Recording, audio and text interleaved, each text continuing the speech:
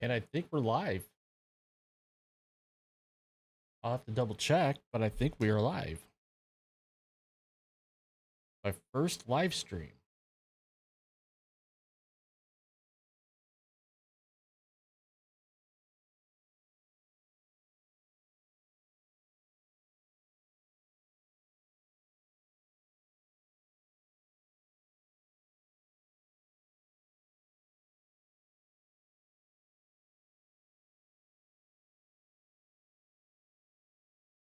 So how's everybody doing out there in the interwebs?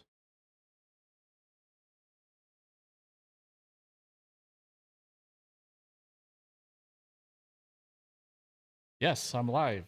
Oh, holy cow. So how's everybody doing out there? This is my first live stream. Thought I'd test this out, see how it goes. Don't know how long I'm gonna go, but we'll see how it goes. Plan on doing a regular live stream. Haven't decided yet if it's gonna be in the afternoon or if it's gonna be in the morning. Probably I'm gonna target for the mornings. Probably around 9 or 10 a.m. Eastern time is when I'm gonna go live. Maybe for an hour, maybe for two. We'll see how it goes. What kind of audience I attract, what kind of audience I get.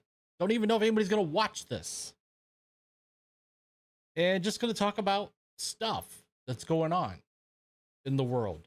Could be politics, news, sports, entertainment, whatever the chat decides they want to throw out there. So we'll see how this goes. Maybe even surprise you guys with a gaming stream. Maybe a little Fortnite, maybe a little Black Ops 6. I don't know. Haven't really decided yet.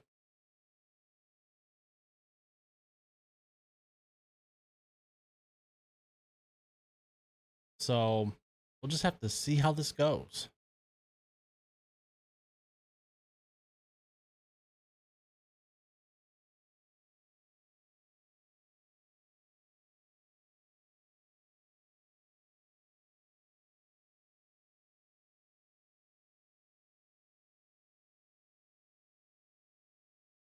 Got to make sure I get all the settings set on this thing because, you know, first time out, got to test the waters a little bit.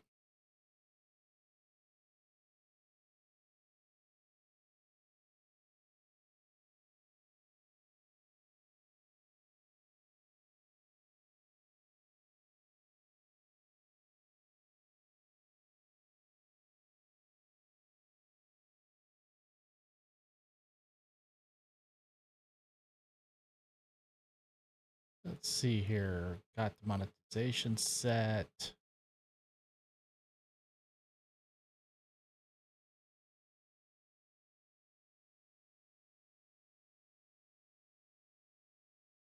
I hate the fact that YouTube likes to put ads in, but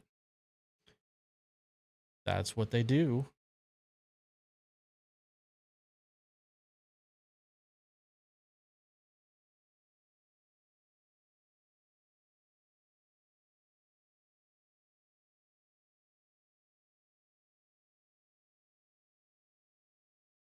Let's see here. Stream at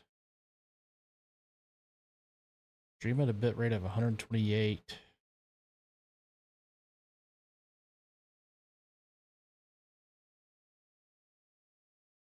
I am at 128.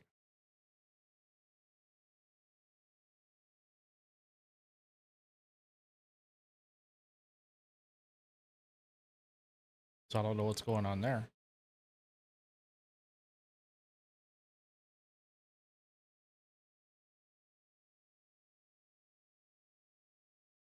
All right. So we're rocking and rolling here. So what should we talk about today? Well, we got a few things we could talk about today.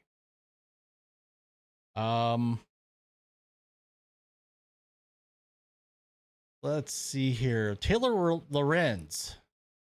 She's somebody that's been in the news the last couple of days. She was just on Piers Morgan's show and made a fool of herself. Remember, she posted with joy and glee over what happened in New York with the United Health CEO. And then she goes on Piers Morgan's show and acts the fool. See if I can find that article here.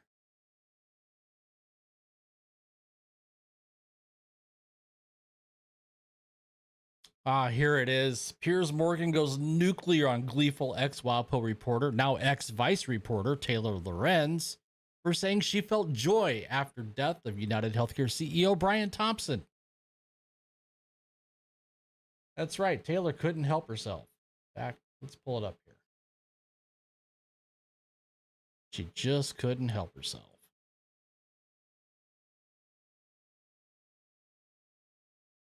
So, Piers Morgan was left in shock after gleeful former Washington Post reporter Taylor Lorenz said she felt, quote unquote, joy following the death of United Healthcare CEO Brian Thompson. On Monday night, Lorenz joined Morgan on the Piers Morgan Uncensored show as the broadcaster questioned her about her controversial social media posts following Thompson being gunned down in Manhattan on Wednesday. Lorenz initially sparked outrage after she appeared to celebrate Thompson's death, issuing a series of controversial posts on Blue Sky. As one read, "Woke up to see this spammed in my group chats." Lorenz wrote alongside a celebrity image that read, "CEO down." Morgan recalled that post with Lorenz and asked her, "Why would you be in such a celebratory mood about the execution of another human being? Aren't you supposed to be on the caring, sharing left where you believe in the sanctity of life?" And in her typical fashion, she replied, all smiles, "I do believe in the sanctity of life, and I think that's why I felt, along with the other Americans, joy, unfortunately." Joy? Serious? Joy at a man's deletion? The former journalist changed her tune slightly and said, maybe not joy, but certainly not empathy. This issue of Brian Thompson, one of the top healthcare executives in the country. I'm just curious why your first reaction would be to his cold-blooded execution. And people wonder why we want these executives dead. And then you later commented when people were giving you a lot of blowback, "I'm not alone," you said. "Healthcare executive down with party balloons" was on a next post that you commented on. Why would you be in such a celebratory mood about the execution of another human being? Aren't you supposed to be on the caring, sharing left where, you believe in the sanctity of life? I do believe in the sanctity of life. And I think that's why I felt, along with so many other Americans, joy, unfortunately, because it feels like... Seriously? I mean... Joy in a man's execution? Maybe not joy, but certainly not empathy. Because again, we're watching the footage. How can this make you joyful? This guy's a husband, he's a father, and he's been gunned down in the middle of Manhattan. Why does that make you joyful? Thousands of Americans that he murdered. So are the tens of thousands of Americans, innocent Americans, who died because greedy health insurance executives like this one push policies of denying care to the most vulnerable people. And the many millions of Americans that have watched people that I care about suffer and in some cases die because of lack of health care. So should they all be killed then? Should they all be killed, these healthcare executives? Would that make you even more joyful? No, that would not. But why not? And, why are you laughing? I think because it wouldn't fix the system. You seem to find the whole thing hilarious. I find your question funny. A bloke's been murdered in the street. I don't find it funny at all. Taylor Lorenz is a sick person. She's a sick individual. There's a reason why she's no longer at the Washington Post. They couldn't stand her anymore. And after her post on Blue Sky expressing joy, she's now no longer employed at Vice.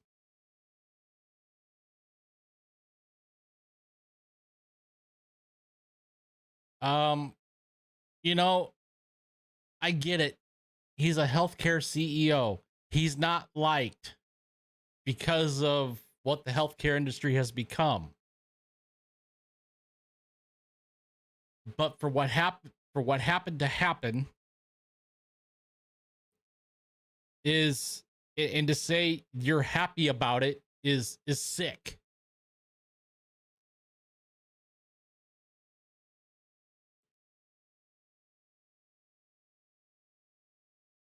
I mean, I don't know. I got nothing.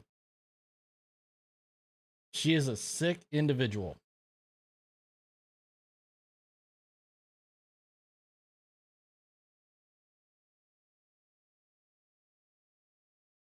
That's Taylor Lorenz.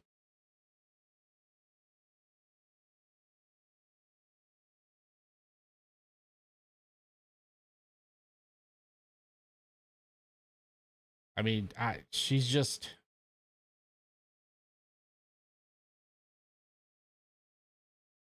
She's just sick.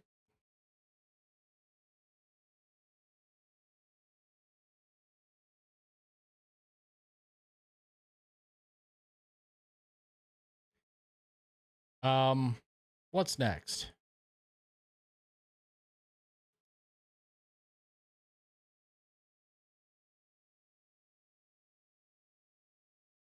Oh, I know what's next. I just saw this on X not that long ago here as I was perusing. Let's see here if I can find it. Mitch McConnell, the turtle, Rhino numero uno in the Senate,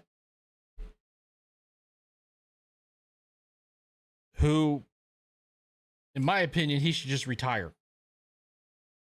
He should, but he can't, because he's too much about himself. He's too much about power, and he just can't. He just can't bring it upon himself to retire. Well, evidently today, while he was leaving a luncheon in the Senate, he fell. Gunther Engelman over on X had posted this. Reports are saying Mitch McConnell fell following Senate GOP luncheon, cuts to his face. He needs to be retired. Yes. Yes, he needs to be retired. I mean, you had Joe Biden earlier while making a speech, which is absolutely hilarious. He's making a speech, and he said his teleprompter went out, and he said, I think the electricity went out. Really? Really? The electricity went out? Then how are you still speaking into a microphone? Just saying. I'm just jumping around here to different things. Oh, here we go. Our favorite congressional, or our favorite person in Congress, one of the dumbest people on earth. Well, at least she's one of the dumbest people in Congress. That would be AOC. And in the wake of Daniel Penny being found not guilty yesterday in New York, which I was surprised that they didn't find him guilty of the second count. I think it was a negligent homicide. So in the wake of that, AOC comes out with a statement, and I'll just let that statement speak for itself. Essentially said that he would do it again if necessary, if there was a present threat. What do you make of the comments? Well, doesn't that, I just feel like that tells us everything. If we do not want violence on our subways, and the point of our justice system is a level of accountability to prevent a person who does not have remorse about taking another person's life. I mean, even people who have engaged in manslaughter or have taken a life accidentally express remorse. And so the fact that a person may express no remorse indicates that there's a risk that it may happen again. And if we do not want to unleash that level of violence, then we should exert a level of accountability to prevent that from happening.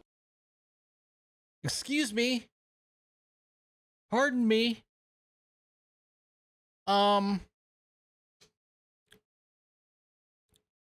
Daniel Penny's a hero. Daniel Penny has saved lives. Mr. Neely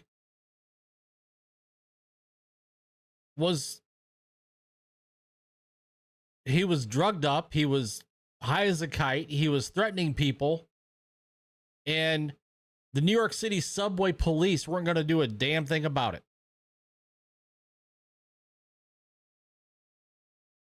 Oh, and by the way, after Jordan Neely released the chokehold, I believe that Daniel Penny released the chokehold on Jordan Neely. I don't think Jordan Neely passed away because of the chokehold. Correct me if I'm wrong. So it's my belief, my opinion, we need more Daniel Pennies out there that aren't afraid to step in when authorities won't. And for Alvin Bragg in the city of New York to say that he's a criminal and try to get him convicted or bring charges of second degree manslaughter and then negligent homicide against somebody that, I don't know, could be considered a hero and save lives is absolutely ridiculous. It's unconscionable. But yeah, that's the state we live in now, where up is up and down is down, and the sky isn't blue, and 1 and 1 doesn't equal 2. That's where we're at now.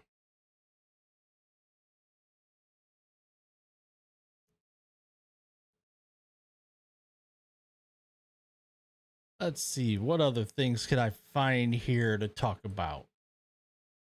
I'm just rattling off quick things off the top of my head.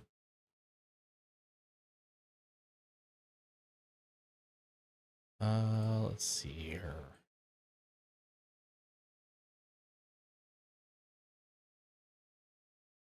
Oh, yeah. Before I forget. And a little bit of entertainment news. Chris Evans is coming back to the MCU. Question is, who's he coming back as? Is it going to be Steve Rogers? Is it going to be Johnny Storm?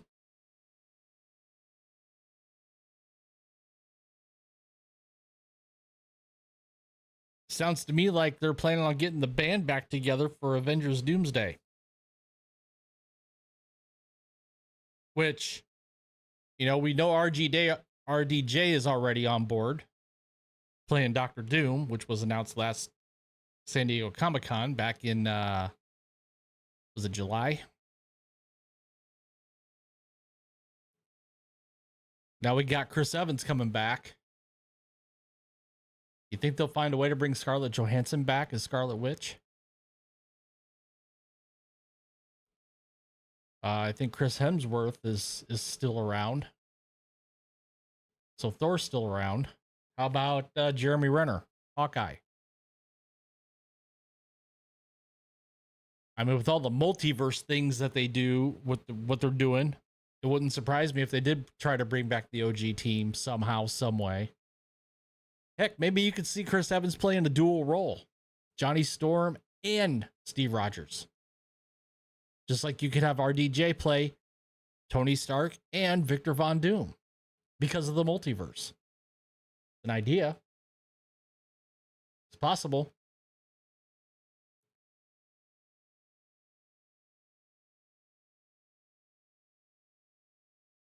Well, it'll remain to be seen what happens. I'm sure things will leak out as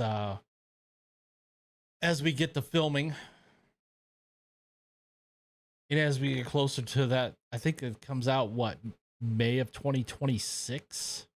So I'm sure the leakers, the the insiders will get some inside knowledge. I'm sure we'll hear. Let's see, what else can we talk about here? Who watched on Disney Plus or ESPN Plus last night the Monday Night Football game?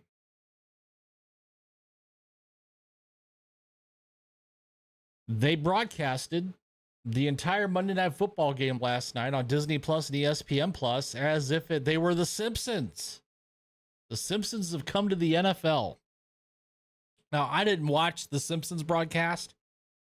I watched probably the first half, maybe first quarter. The Cowboys and Bengals just wasn't interesting to me. But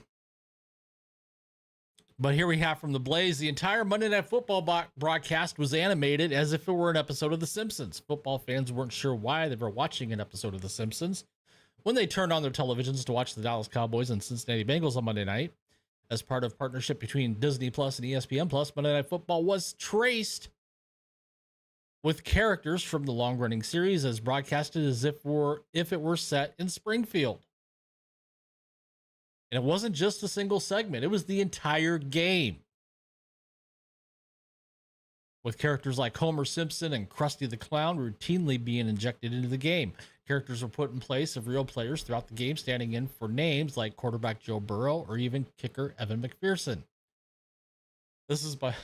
They're putting Homer Simpson at quarterback. ESPN's Drew Carter said at one point during the broadcast, Krusty has already hit a field goal from 37 yards, he said later. The animation feat was accomplished by tracking the movement of the real players from the broadcast and layering the cartoon stand-ins over each player to present them as characters from The Simpsons. While the broadcast was funny at times, it seemed largely unpalatable for most fans to watch at length. Yeah, I don't think I could have watched that. I don't think I could have watched that at all. It just, I mean, it's like, it's one step further than when, CBS partnered with Nickelodeon to do the slime, the kids broadcast with the slime and everything. I remember there was a playoff game a few years ago with the Bears. I think it was the Bears, or maybe it wasn't a playoff game, but the Bears were involved. They were playing, I think it was New Orleans at the time. And they did the whole thing with, the slime cannons going off on screen when there was a touchdown. And they had stars from Nickelodeon doing the broadcast. And I think Nate Burleson was doing that broadcast at the time with kids. And I mean, this is the next evolution. You could probably expect to see more of this if people want it.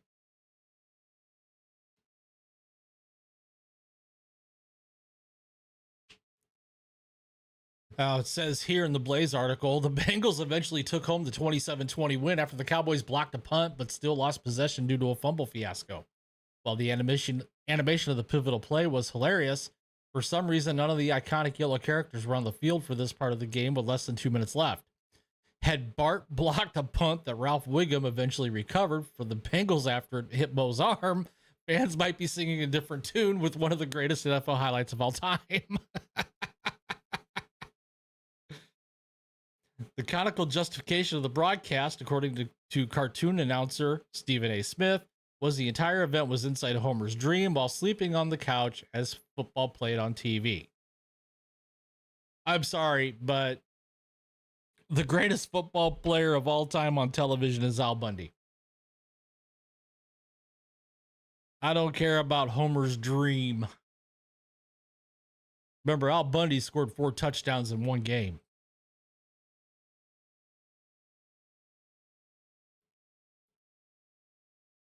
Let's see what else we got here. Kind of looking around, seeing what we got. What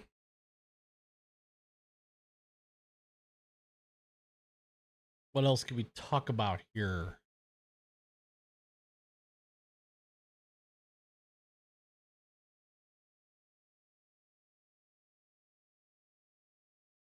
Oh yeah, Rachel Zegler. she had a movie debut last weekend. Movie called Y2K. And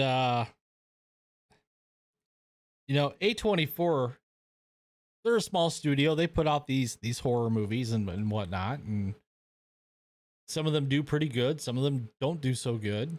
Well, this one's not doing very good, and they can thank Rachel Zegler for it. In fact, when you look at the weekend chart,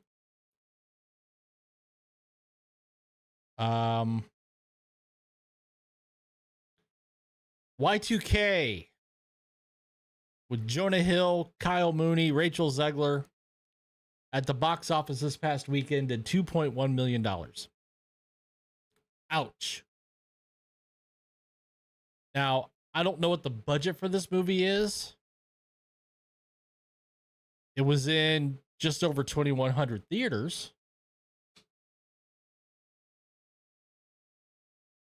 But it would be safe to assume and safe to say that Rachel Zegler's outbursts, we'll just call them, that she put out on Instagram after the election about Trump supporters and then the manufactured apology that wasn't an apology from her. It was somebody that wrote it for her that she copied and pasted into her Instagram stories. The TikTok videos where she basically tells half her audience, if you don't like me, don't watch. You don't think any of that had anything to do with this movie, Y2K, not doing very well at the box office this past weekend? Let alone what's going to happen to Snow White when it comes out next March. There is no way in hell Snow White is going to make any type of profit for Disney. At all. I mean, the reported budget's somewhere around $300 million. The budget for Snow White is going to be $500 million, and that doesn't even include marketing and advertising. And the damage that Rachel Zegler has done over the last couple of years with, talking about Snow White, we changed the story. It's no longer about love's first kiss. It's no longer about love. It's the prince is a stalker. He's weird. You name it, to the latest stuff about the election and about, if you don't like me, then don't watch me. To the stuff where she was complaining about not getting the amount of pay for the hours worked. All that stuff. Snow White, it doesn't have a snowball's chance in hell of making money. At all. At all. And everything she's done has, in my opinion, my view, it's damaged this movie here from A24 Studios. I bet this movie would have made a little bit more money if Rachel Zegler wasn't involved. But that's just me.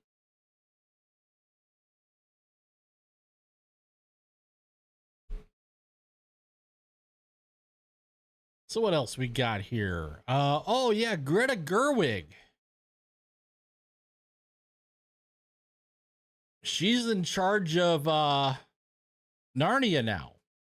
And she's got a Narnia film coming out. And oh, why do we have to keep doing new takes or reimagining of old stuff? Is Hollywood that bereft of ideas that they have to keep rehashing and rehashing? So this is over at the Fandom Pulse. Greta Gerwig's Narnia film will be a very new take, and it's all about rock and roll. Yeah.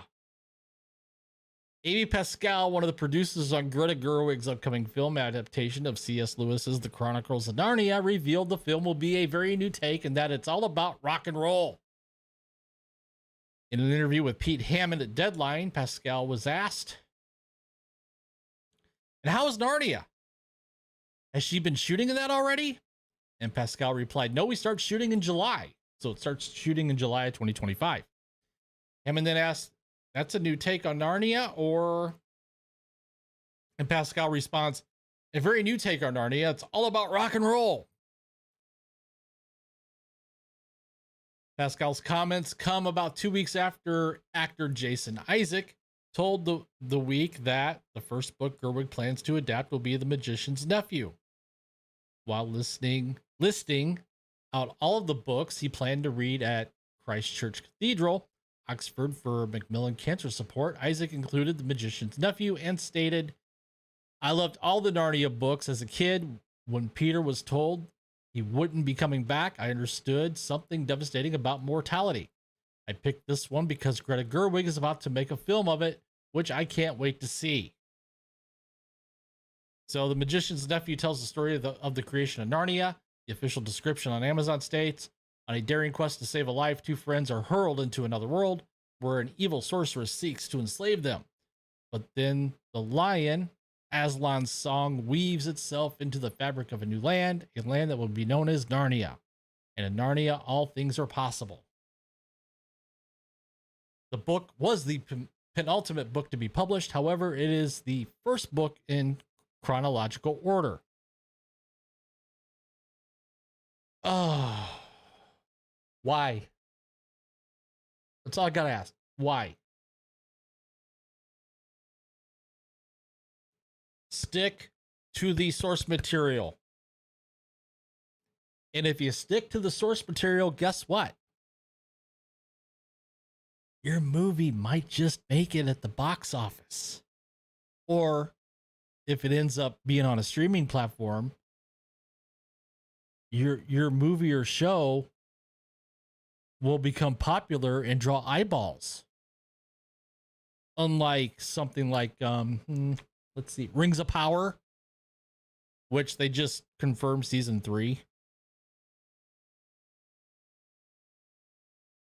I think I just saw something about Wheels of Time season 2 or season 3 coming soon. In a press release, it announced Netflix will develop a new series and film projects based on C.S. Lewis's beloved The Chronicles of Narnia series under the terms of a multi-year deal between Netflix and the C.S. Lewis Company. Netflix will develop classic stories from across the Narnia universe into series and films for its members worldwide. The deal marks the first time that rights to an entire 7 books in Narnia universe have been held by the same company. You know, Netflix has a history of taking things and turning it into a series, and the series does all right on the first season, and then it just goes to shit the second season. And I don't know if they're going to make this a movie or a series. I mean, it would be, I'm just spitballing here, this is my opinion. You have the Chronicles of Narnia series. Okay, you have what, 7 books? Make each book a season. Follow the model that HBO Max is doing with Harry Potter. Make each book a season and just tell the story. And try to stick to the source material and don't gender or race swap characters. Unlike what's happening with the Harry Potter series and reportedly with Snape.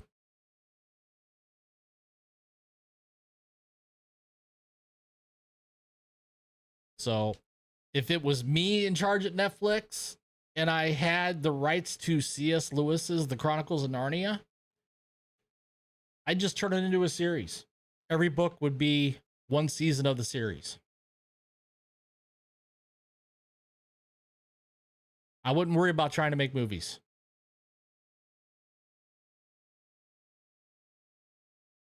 You could probably do, I mean, Netflix does the binge watch model anyway. So you can do the very first book, make it season 1, and make it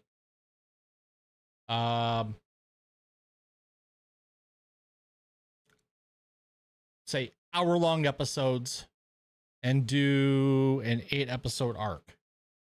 So you have 8 hours worth of one of the books in season 1 and just rinse and repeat. Season 2, season 3, all the way through till all the books are done. And don't wait too long in between seasons like Amazon does. Don't go 2 years between seasons. Make it a yearly thing. Make it an event. But instead, what they're saying here is that they're going to make a movie.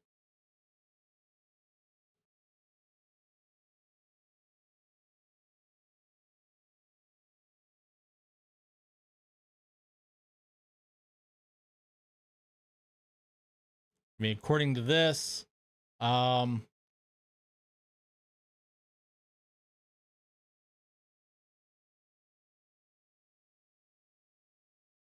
let's see here.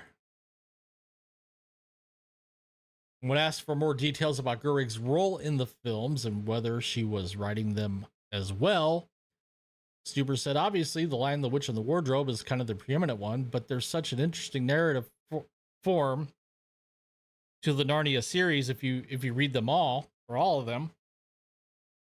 And so that's what she's working on now with producer Amy Pascal and Mark Gordon. And they're trying to figure out how they can break the whole arc of it all.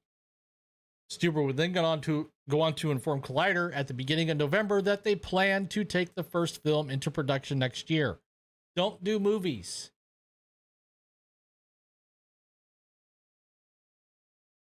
Don't do movies. Make them. You'll get more content out of it if you turn each book into a season of a series. That's just my opinion. You could agree with me on that, disagree with me on that. So there you go.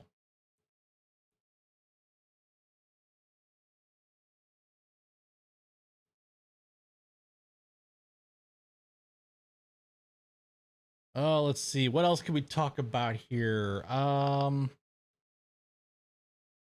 Disney Plus advertisers abandon ship as Star Wars and Marvel shows underperform. Really? They're underperforming? Wouldn't have guessed that. Disney Plus is facing significant challenges as advertisers reportedly pull their campaigns from the platform. The streaming service's original content has failed to meet the impression thresholds outlined in ad contracts, creating dissatisfaction among advertisers. Uh-oh. The ad-supported tier of Disney Plus was intended to solve the company's streaming challenges. However, low audience engagement with major Star Wars and Marvel shows has led to below-average impressions. In response, Disney is reportedly trying to shift advertisers to broadcast television in an effort to retain their business and avoid costly refunds. Oh, boy. The issue came to light in a recent video by Valiant Renegade's YouTube channel. If you haven't checked out his channel, do check it out. Valiant, joined by Kiss My Grits, an advertising professional speaking anonymously, provided insight into Disney's struggles. Basically, what's happening with Disney Plus is struggling right now to fulfill the obligations that it's promising to its advertisers, KMG explained, citing conversations with industry contacts in New York City. And what I mean by that is whenever you agree to advertise on a platform like Disney Plus, you're always guaranteed a certain amount of impressions. Well, Disney Plus is struggling to fulfill the obligations that they have been promising. So they're under-delivering by vast amounts on several of the campaigns that are running on that platform. And as a result of what is happening is the advertisers are obviously not very happy. And so they are pulling money from those campaigns. They're saying, all right, if you're not meeting the delivery that you promised me, I'm placing that money elsewhere. And not necessarily elsewhere with Disney or ABC or ESPN. KMG further explained that advertisers have lost faith in Disney Plus as a platform and are redirecting their ad dollars to cable and broadcast networks. Again, not necessarily Disney-owned networks. The ad tier subscription numbers are nowhere near what they assumed they were going to get, KMG said. Oh, Valiant highlighted Disney's immense streaming costs, emphasizing 4 shows: The Acolyte, bad; Loki season 2, okay; Secret Invasion, bad; Andor, okay. That collectively cost the company $1 billion to produce. Keep that in mind. Their spending budget for their series is the same as a major motion picture. Despite this investment, none of these shows topped streaming charts and received an average audience score of just 57.8% on Rotten Tomatoes. Yeah, I think The Acolyte and Secret Invasion probably pulled that average down.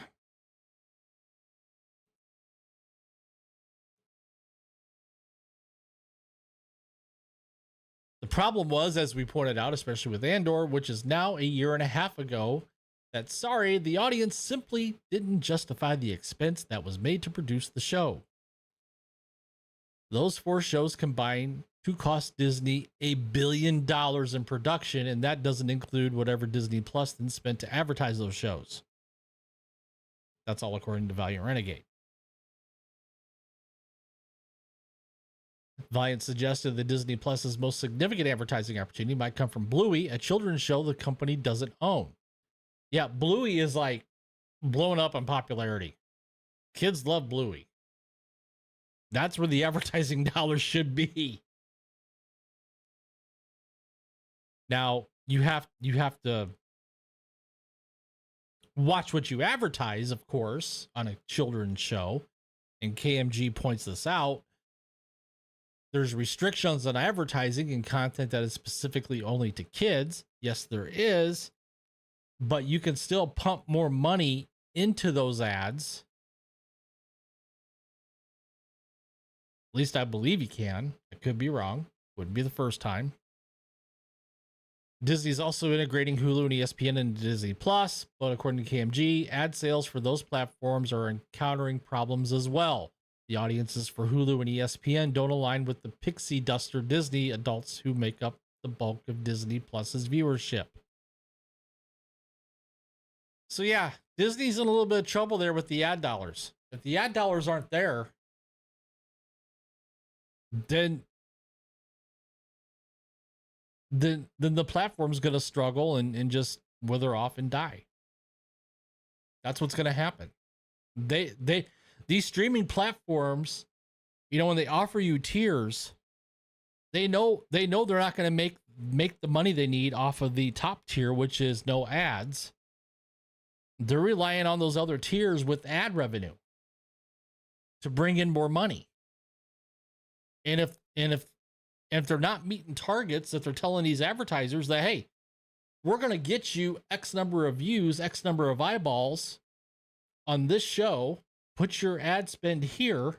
If it ain't happening, the advertiser's going to go, why do I want to keep spending money here when it's not getting the views you promised me? I mean, it's fairly simple to figure out. I mean, I'm not a marketing genius, but I know that, hey, if you're telling me you're going to give me this many eyeballs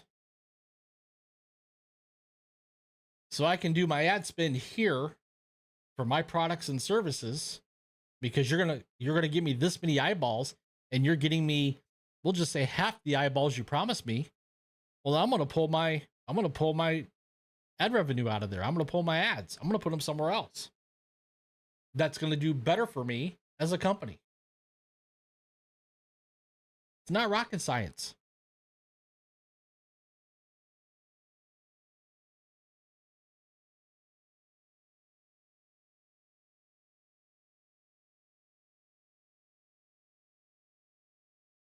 So back to the article. I knew that there was trouble in paradise because every single press release that was generated specifically from Disney never had a single number, not $1 amount.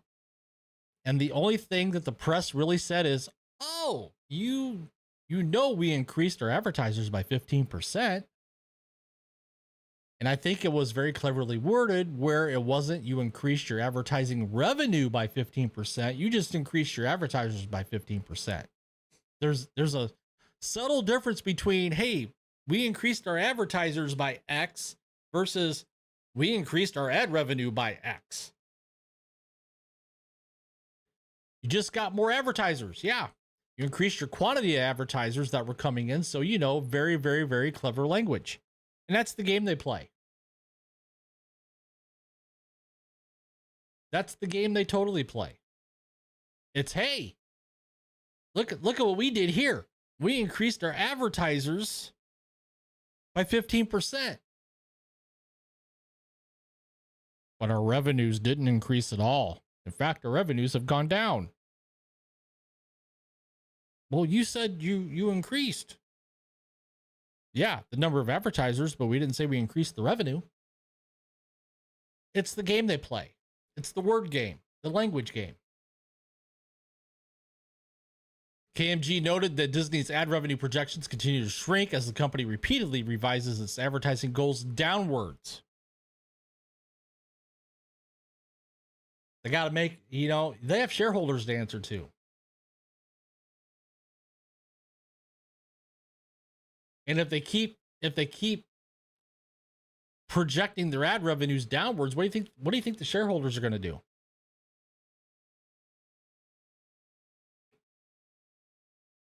Why do shareholders invest into a company?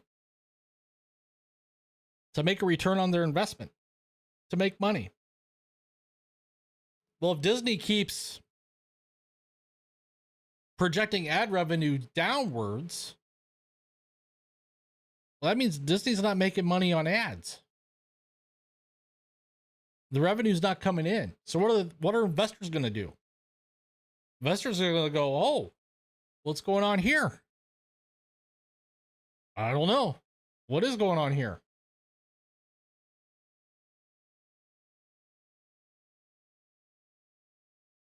So I have to keep an eye on this one. If they keep losing advertisers,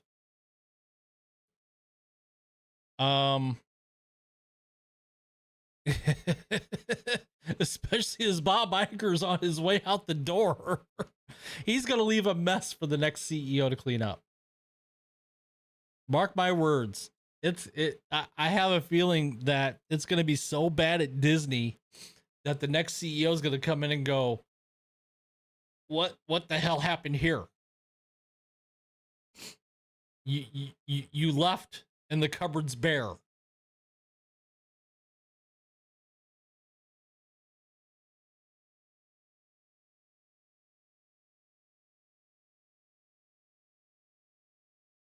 Let's see here. What else we got? What can we talk about next?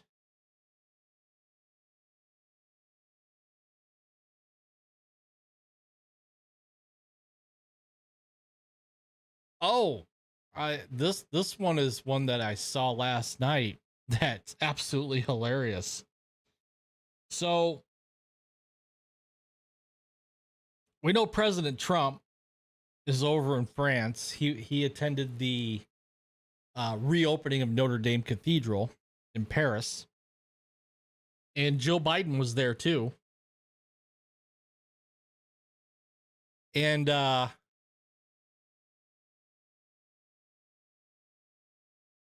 Trump had posted out on Truth Social that he has a new line of perfumes and colognes. And he calls them fight, fight, fight because they represent us winning. And he used a picture of himself and Jill Biden. I'm going to see if I can find this here. Oh, this is hilarious. As an ad. And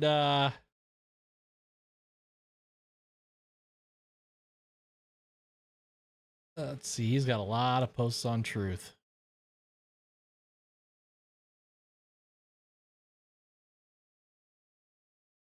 And suffice it to say, the media is not happy. Here it is. I found it. I found it. Let's pull this up here. So here it is.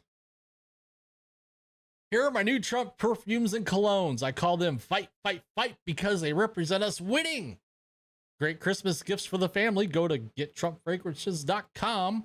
Merry Christmas and Happy New Year. And it's a picture of him sitting next to Jill Biden. It is a fragrance your enemies can't resist. So,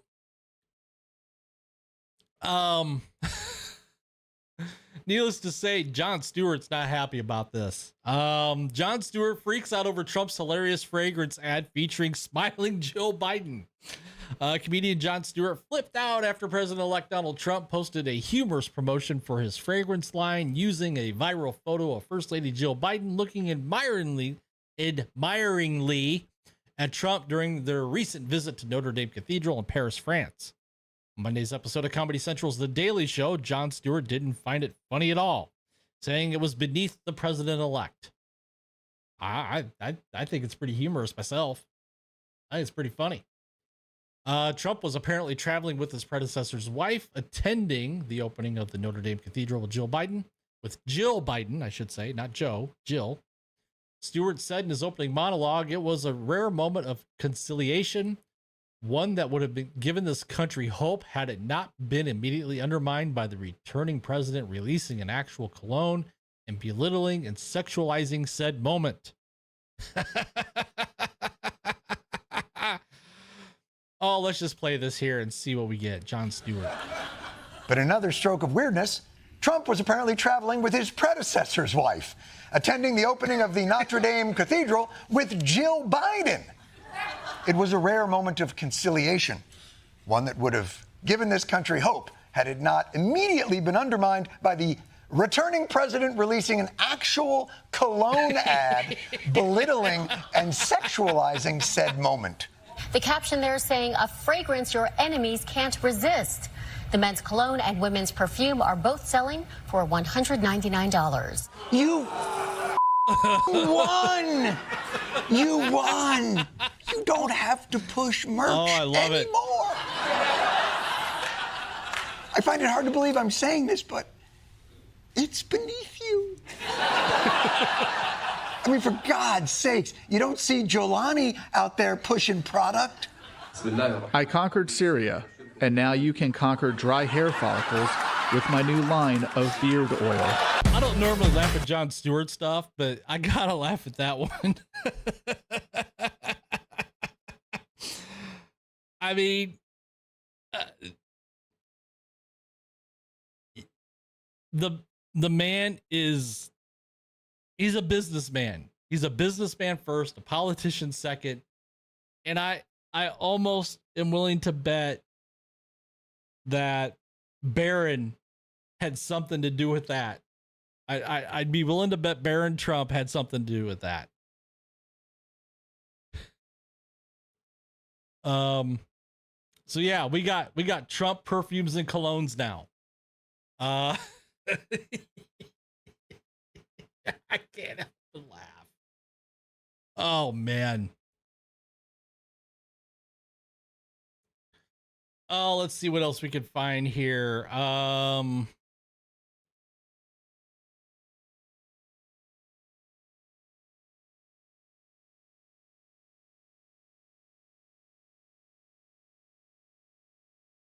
Let's see.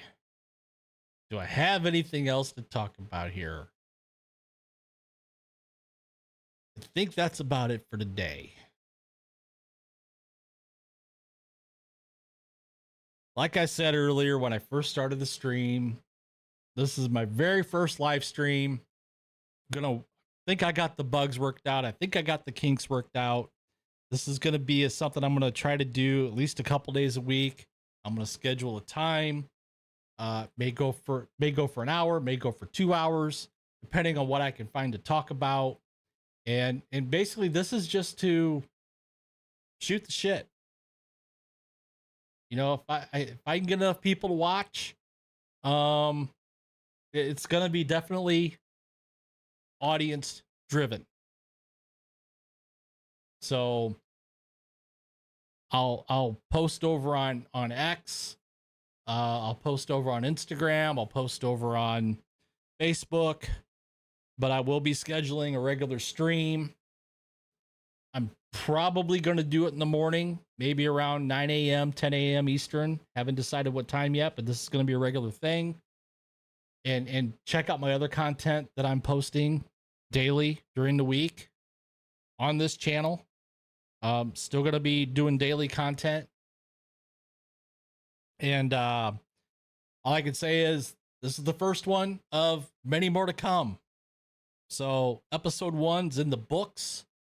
And if you haven't watched it live, that's fine.